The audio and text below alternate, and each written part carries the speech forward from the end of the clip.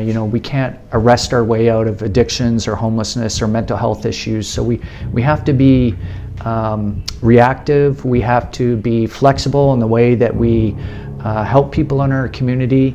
And I think our unit has had a significant impact, and I believe it'll pay dividends down the road.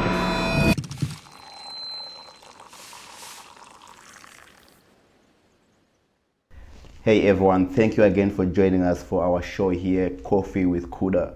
Today we are joined by Scotty, and he's here to talk about how the RCMP officers respond to people who are living with addictions. It is my pleasure to introduce you to Scotty. How are you doing today? Oh, I'm very well. Thank you for having me. Awesome. Thank you so much for being with us. I'm excited. I think we've been talking for the last few months about joining us. So today has come and I'm excited. How are you? Well, I'm just about as excited. A really interesting thing about the unit that I belong to is that it's a little known unit. So I think this will be really good information for your viewers. Excellent. No, I really appreciate that. What we've been doing in the past was to talk to individuals who are living with, who have lived experiences of being addicted. And then they inform us about how their lives have changed and how they were able to transform from being an addict to being a member of the society that has a job and who's back to working. So now I want to see how your life in the RCMP is affected by an individual who's living with addiction in that specific moment and how your unit does respond to it. I'm wondering, how long have you been working with that unit specifically? Well, I've been working with various iterations of this unit off and on for probably 10 to 15 years now, but the current form that it's in, just about 2 years. 2 years. And let's just tell everyone, what is it called?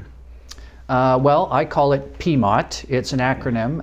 It stands for the Police Mental Health Outreach Team. Okay, excellent.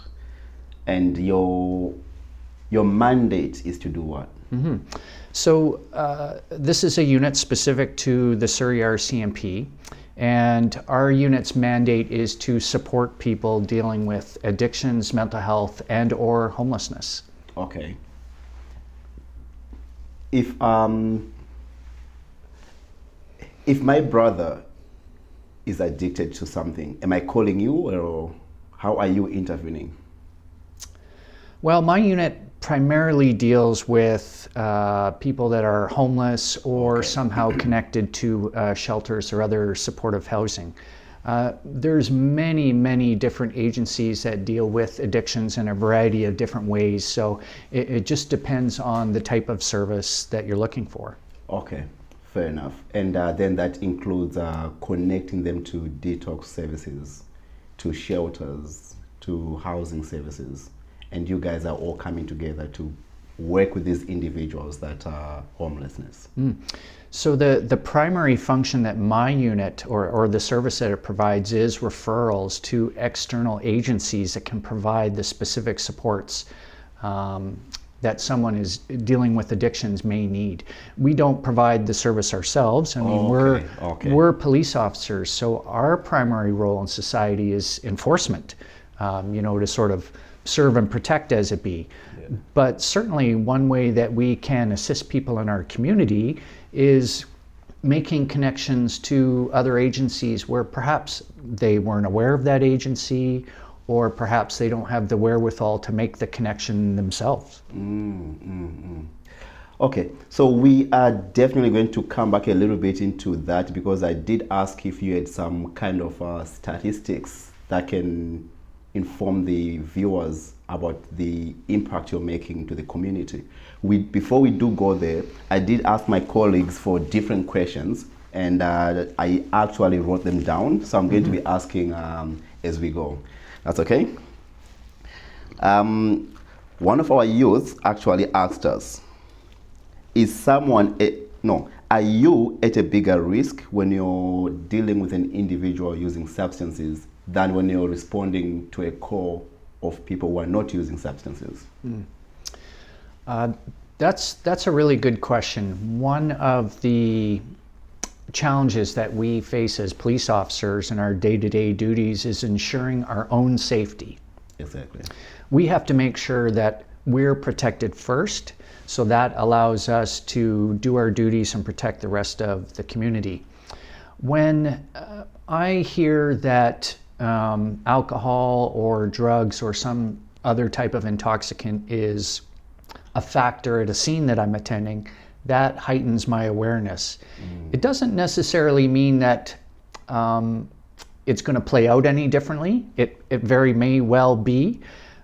But certainly when somebody's under the influence of an intoxicating drug or alcohol, it can affect the way that they respond to police. So we have to be ready for any eventuality. Now, to the person that we're responding to, it may not appear any different, but certainly on the inside, I'm thinking through a variety of different scenarios, how I react if this happens, how will I react if that happens. That makes a lot of sense, because I'm assuming if you were arresting someone who's not under the influence, they are more likely to take orders. They're more likely to respond. Whereas if someone is under the influence, they're probably not responding well to orders of put your hands up or come to me, or is that correct? Well, sometimes it's correct. Certainly there are people who are not under the influence who don't follow orders. And of course, on the flip side, people that are under the influence do follow orders. So every single situation has to be judged based on its own merits. Okay. Really, the way we react isn't pre-planned generally. You know, it's how you react to the police that is going to drive our response. That's a powerful point, and we could go into different discussions, I think, specifically about that. But I'll try to stick to the questions I've been requested to ask you here. How do you feel about people who think you are over-aggressive with individuals such as the marginalized populations? Well, I mean, everybody's entitled to their opinion, and it's certainly not my job to try and persuade or dissuade someone from having a specific point of view. What's important is that when I deal with people, I subscribe to the core values of the RCMP and also treat people the way that I would want to be treated. Now, that said, there's going to be times when force is necessary to control a subject, when we have the lawful authority to detain, apprehend, or arrest that person. I guess by the very definition, that's aggression, but it's something that's allowed in law when we're enforcing the law. Fair enough, yeah. Okay, so do you feel personally that sometimes issues that happen down south in America, they that transferred here where they don't quite relate? For example, I like to think about the Black Lives Movement matter. And then in America, it became such a big issue, but then all over the world, the Black Lives Matter movement becomes so huge. But do you think sometimes we are reacting to an issue that's happening in one part of the world and assume that all cops treat black people the wrong way, for example? Well, media is a very powerful tool, and social media certainly falls into that category. And if through the variety of algorithms that social media are using nowadays to target certain news items to a certain segment of the population, of course that's going to play on the way you think about police. It's going to change the way maybe that you perceive us. But I'm hoping, that when people have an interaction with us, they keep an open mind. Much like when I have an interaction with somebody, I'm also keeping an open mind.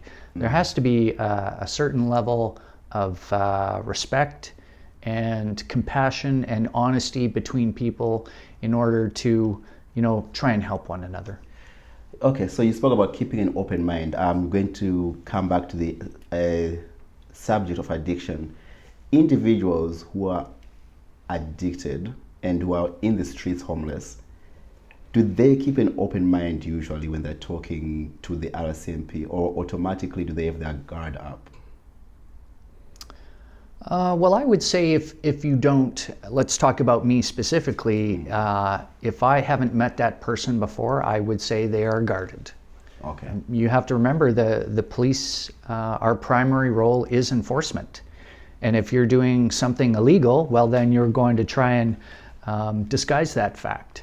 Okay. Now, something very interesting about our unit is enforcement is not our primary role. It's outreach. So, when I see someone using a personal quantity amount of heroin or fentanyl, for example, my immediate reaction is not to arrest them and charge them. Okay. It's going to be something else. And certainly that could include things like referrals to supervised consumption, so that they aren't perhaps overdosing by themselves in public and nobody's around to help them. Mm-hmm. Or perhaps it's going to be referrals to housing.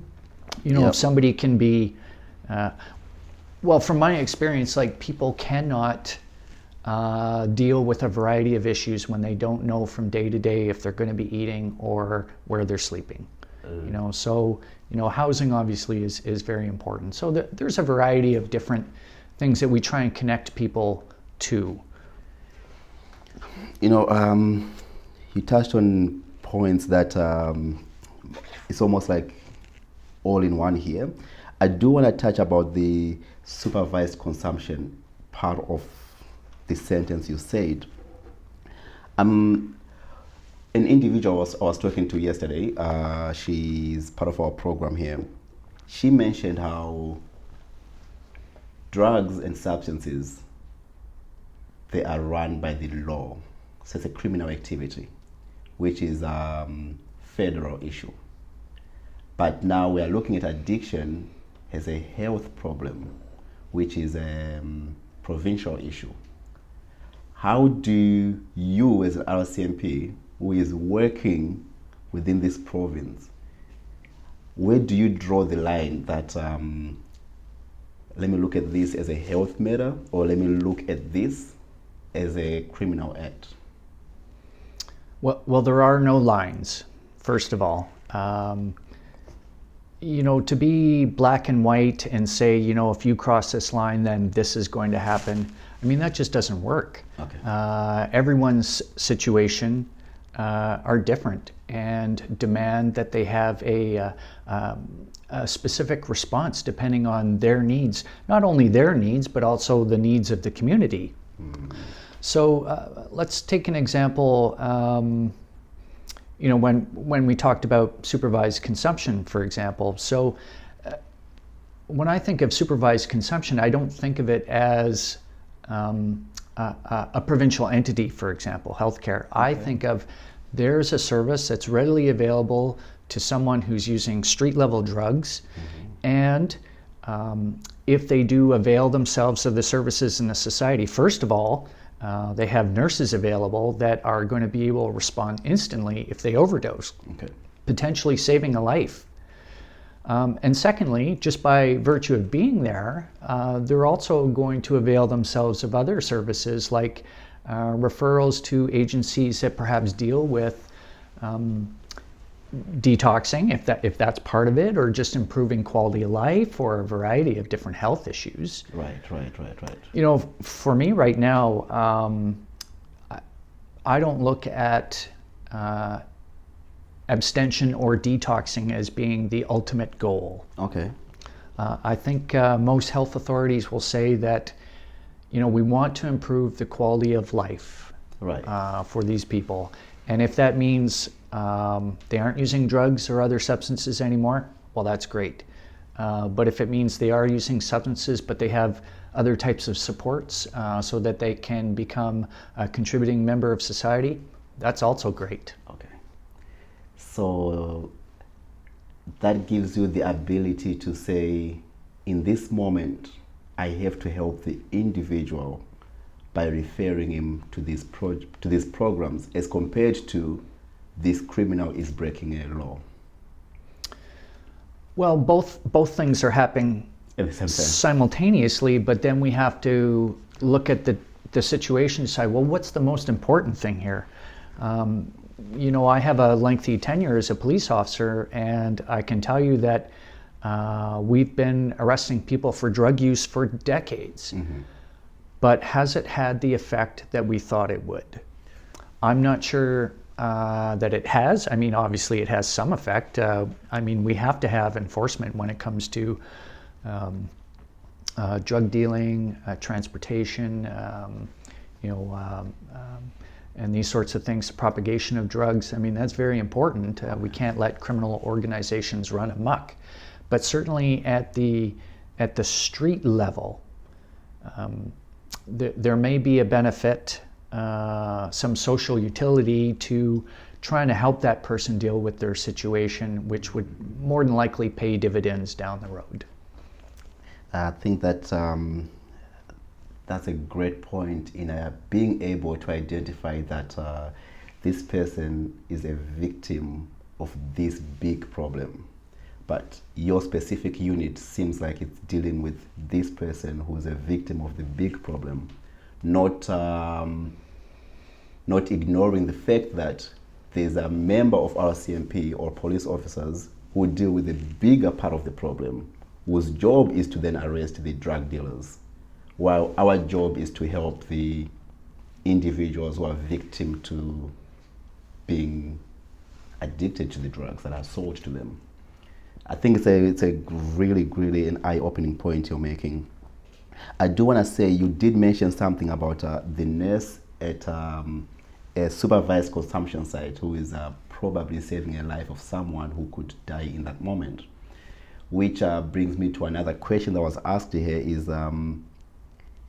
does the right to live at risk, which we have in Canada,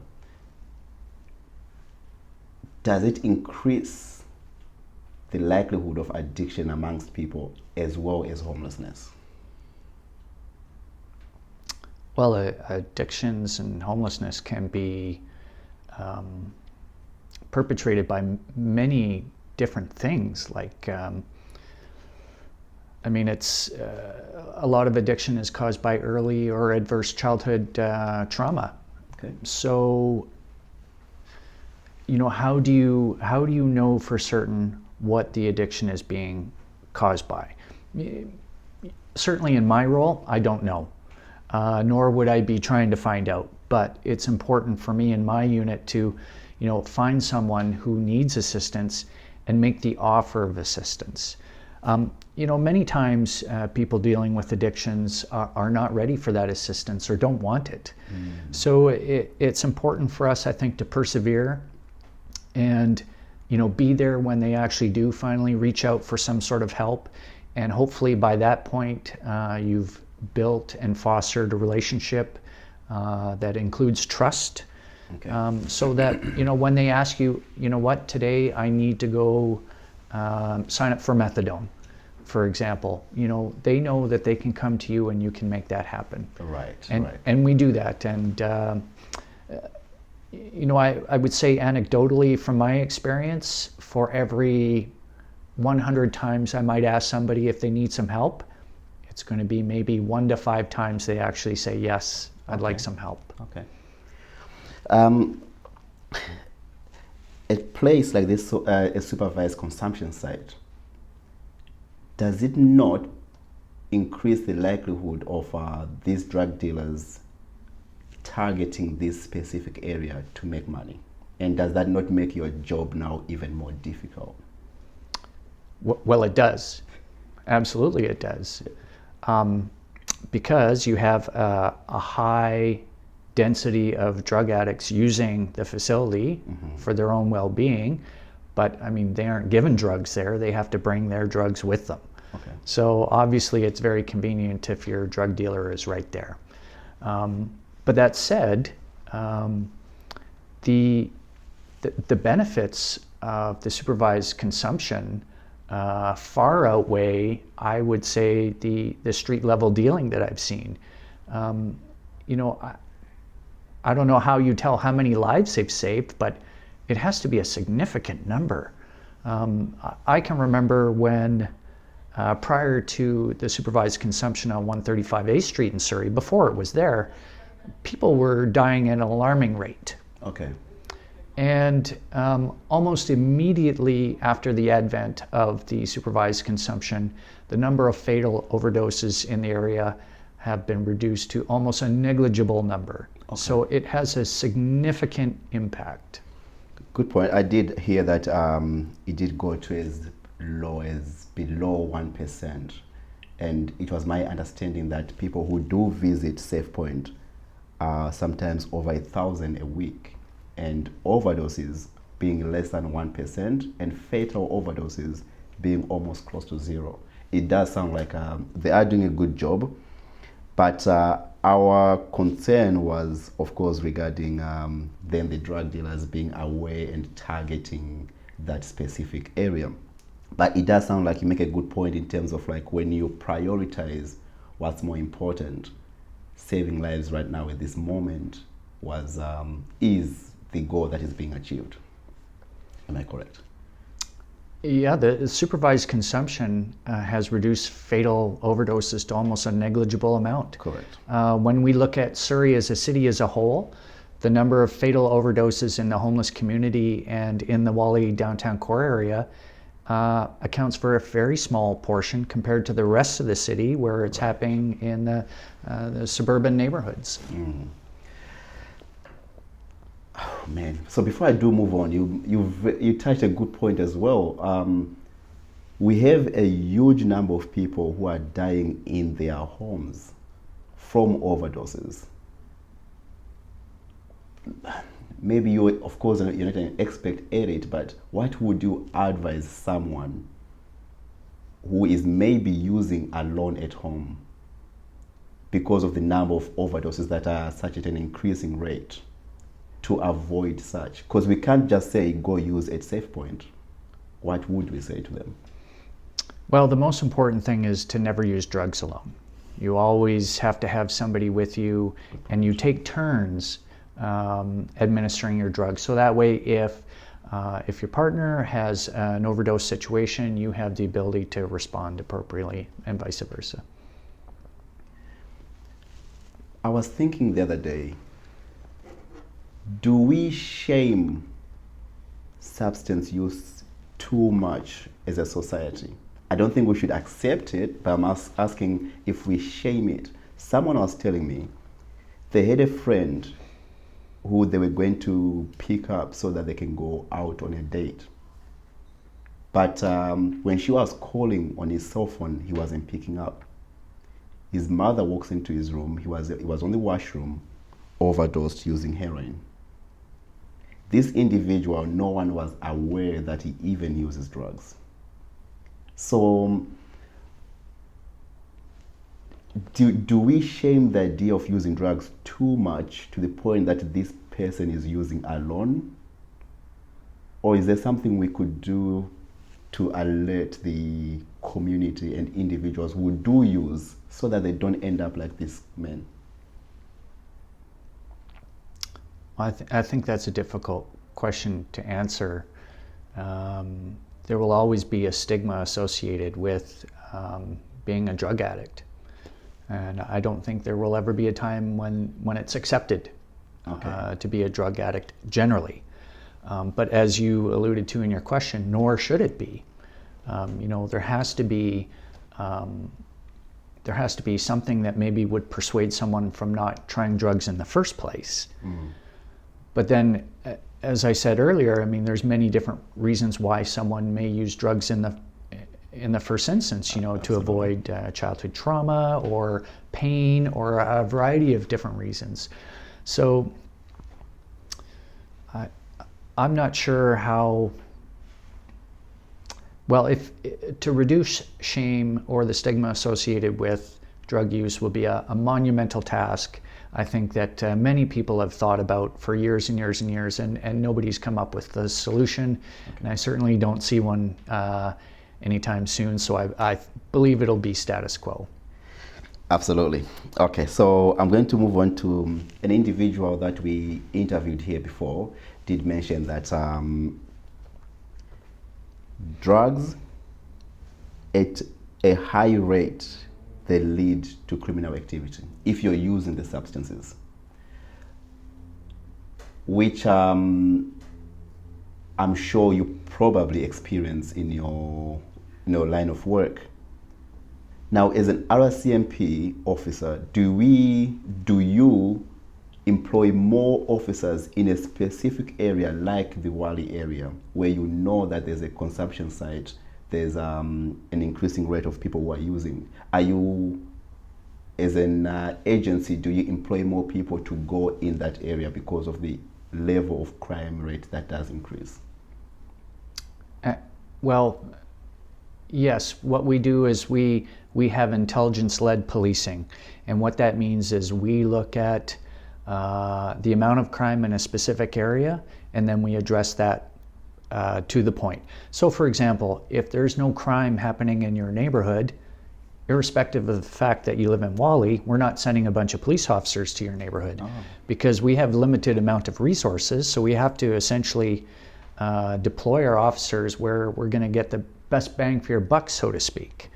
So in the Wally downtown core, for example, like we have my unit that deals specifically with mental health addictions and homelessness because that's where the majority of the street homeless are. Okay. So it makes sense for us to certainly have a stronger presence in this area. Now that said, there's homeless people throughout Surrey, and we do patrol the entire city, but the majority of our time is spent where the majority of the need is, and for the majority of policing, it follows the same lines.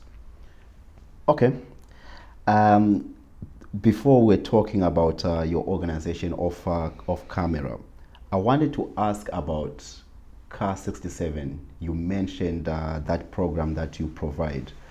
However, before you do answer, we do have to take a 2 minutes break. Okay? Okay, so welcome back, everyone. I wanted to continue talking about the Car 67 program. I really do like the service that it appears you guys are able to dig into, but can you tell me more about Car 67? Sure. So my unit not only provides outreach to homeless people, but we also provide Car 67. And what Car 67 is one of the officers from my team paired with a psychiatric nurse, and together they attend to calls as requested by frontline officers. Often many of the calls we go to have mental health undertones, and on occasion it's such that it may require that the person receives some medical treatment.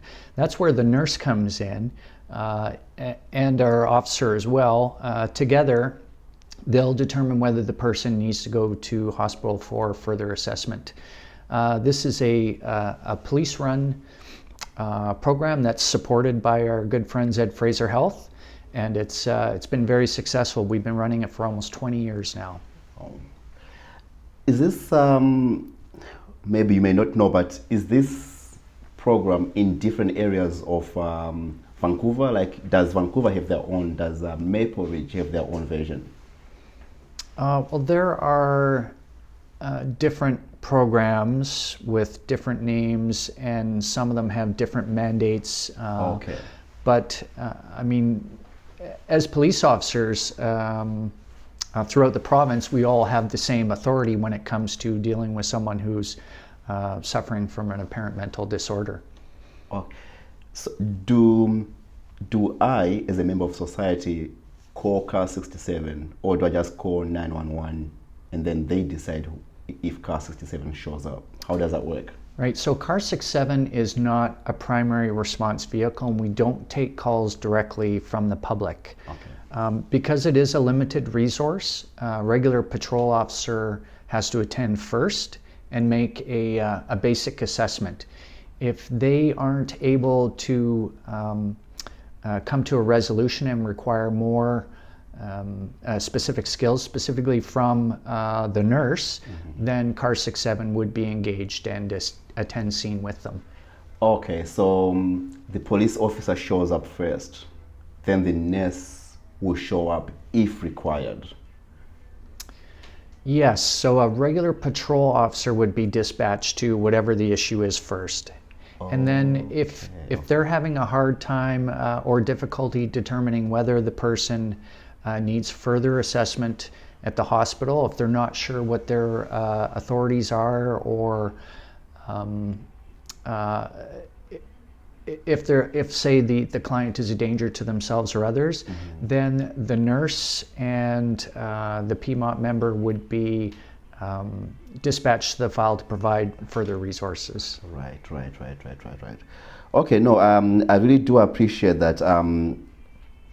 It has taught us as a community basically about this CAR 67 program. So we do know that they do exist, except that we don't call them ourselves. We call 911. Then when a police officer shows up, they decide when CAR 67 is needed. That is correct. Yes, and generally CAR 67 is going to be dispatched when someone is in crisis. So we don't provide outpatient services, for example, although we may be able to connect you to other services.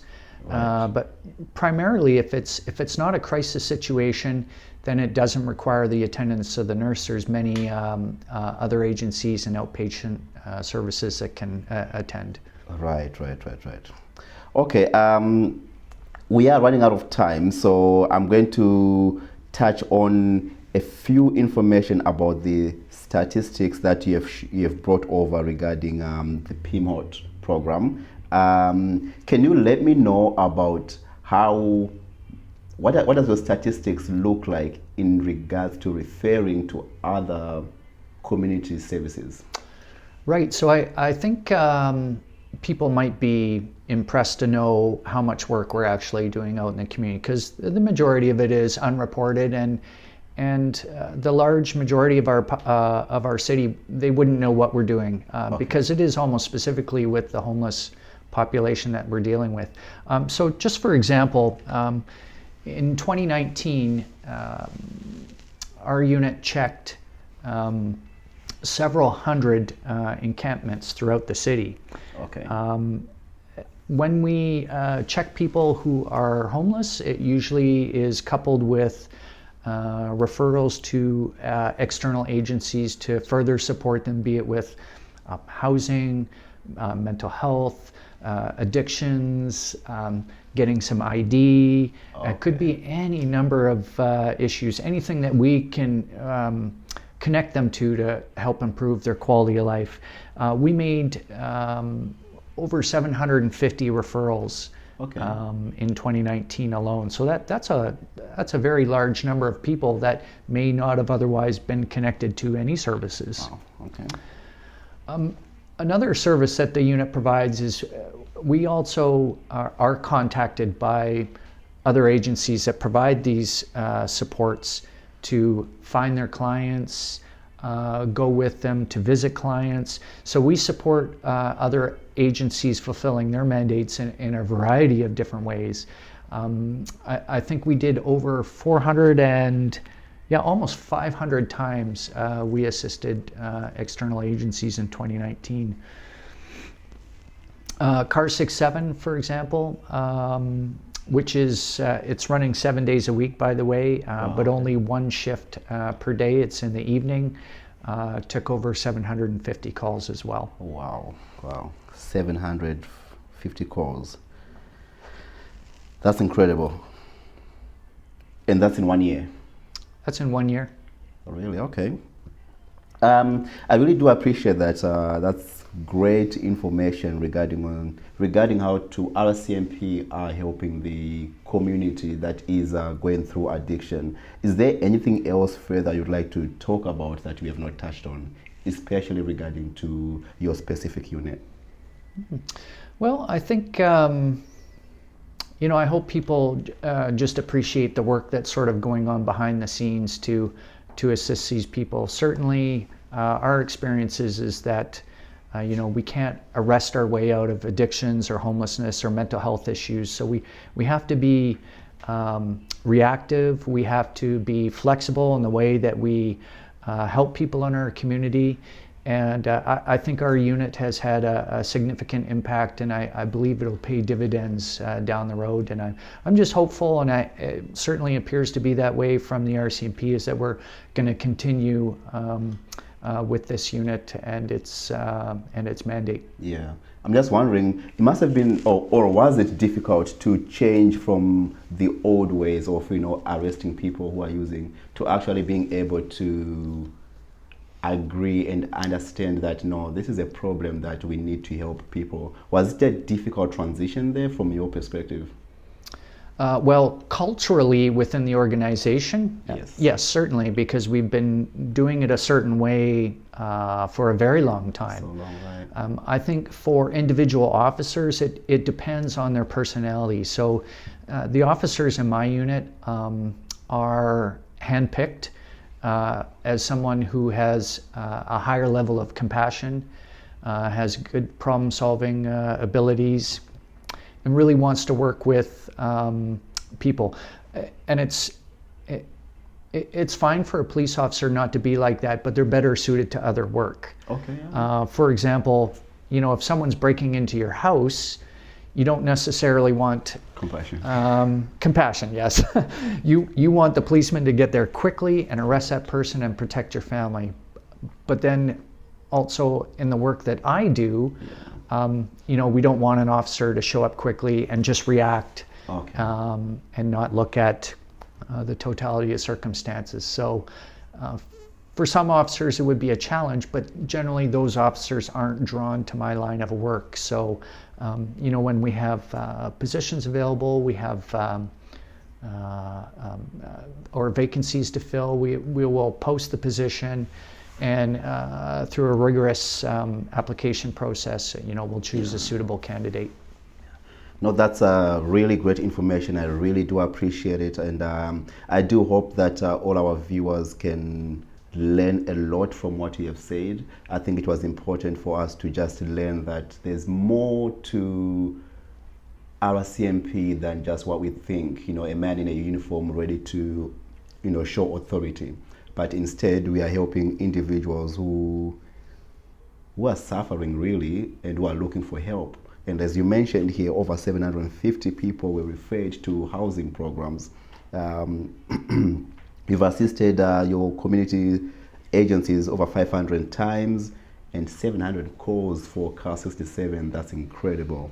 So we really appreciate what the RCMP are doing to the community, and thank you so much for taking time to meet with us. Everyone, this is Cody Schumann. I appreciate it. Thank you. Thank you very much. Good to see you again.